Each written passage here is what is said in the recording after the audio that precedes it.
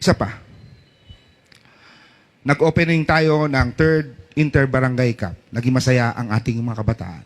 Sabi ng iba, wala tayong programa sa kabataan. Yon ang mga nagpapakalat ng fake news. Okay lang yan. Malinaw na meron tayong programa.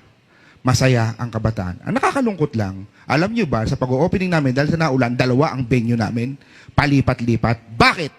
Kasi wala tayong maayos na lugar.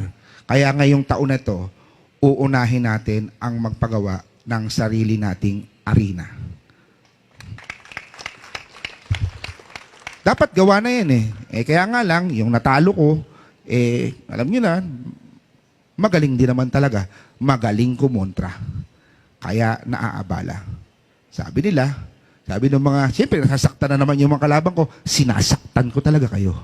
Pinapaalam ko sa inyo ang kamalian ninyo. At pinapaalam ko sa buong Kabuyaw na kung bakit hindi natuloy ang maganda nating proyekto ay dahil sa inyo.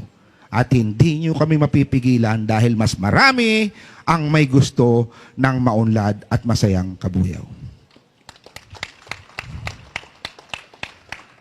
May bisita tayo. Siksikan kagabi. Diba? Sobrang init. Kala mo nasa microwave ka. Kala mo tinuturbo ka na. Ganong kainit. Pero ganon nagtiyaga ang ating kabataan. Gustong-gusto nila dahil iniidolo nila ang ating panauhin na isang sports enthusiast. Ibig sabihin, ganon kagusto ng kabataan. Maliliit na bata pa, elementary o mas mababa pa, nagtiyaga silang manood. Nakakatuwa yung opportunity na yun. Kasi nakita natin ang direksyon ng kabataan papunta sa sports. Papunta sa maayos. Kaya yun ang ating sasamantalahin.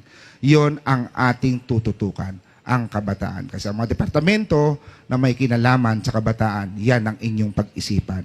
Gagawa tayo ng mga programa na makakatulong sa ating mga kabataan. Okay?